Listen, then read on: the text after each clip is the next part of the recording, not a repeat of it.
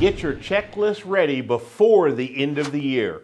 Remember, when you're planning for a great new year and everybody wants to start with their New Year's planning January 1st and all the things they're going to do, the New Year's resolutions, that unfortunately for most people get broke by the 5th, 6th, 7th, 8th, or 9th of January.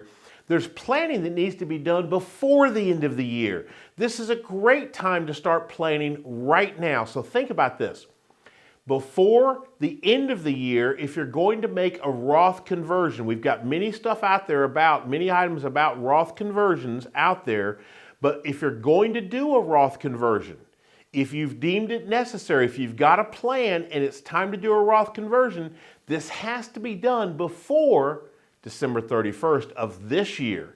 Now, if you're going to make a contribution, this is where you're taking money out of your savings account, out of your checking account, and contributing to your Roth because your income allows you to be able to do that. You make a lot of money, hopefully, but you're not over the limit, and you can make a Roth contribution, which I highly recommend for most people.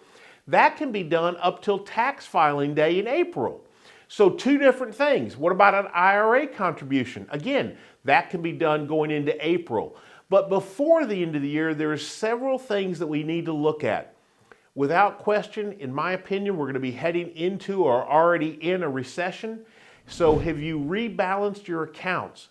Have you sat down and looked at all your accounts, your 401s, 403s, IRAs, brokerage accounts? Have you taken stock of how this year has gone and does it need to be rebalanced? Now, I'm not suggesting you get out of the market because we could be very close to the bottom. And remember, Wall Street is always ahead of the economy. And what I mean by that is we've seen the pain. Next year, we'll feel the pain with layoffs and all that, which is already starting. But we may see the markets start to rebound. And that's going to be happening.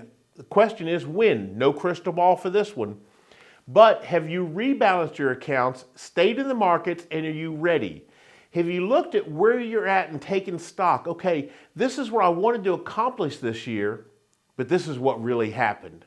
Well, before you make those New Year's resolutions, let's have a plan in place. Let's look at our emergency fund. Do we have enough on-hand cash?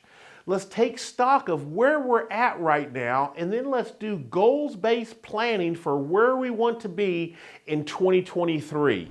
You can't wait until you arrive somewhere to say, oh, I'm not happy about this destination. Let's plan to be in the destination we choose to be in. So there's year-end planning that needs to be done now. Tax planning, remember, if you're retired next year and you're on Social Security, you're going to get the largest COLA increase. 8.9%, huge increase. But how is this going to affect your taxes?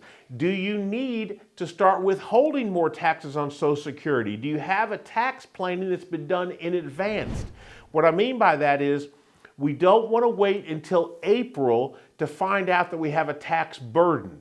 So let's take stock of where we're at right now. If we know we're going to get this large increase on our Social Security next year, and we're already finding ourselves owing taxes this year, or we expect to owe taxes in April of 23, then let's take into that account and let's maybe start withholding a little more from our Social Security. Medicare planning. Have you done Medicare? If you're turning 65, do you have a plan for Medicare and how you're going to accomplish that? So this is just some hidden tips that need to be done now before the end of the year so that you can start off next year and be ready to hit your goals in 2023.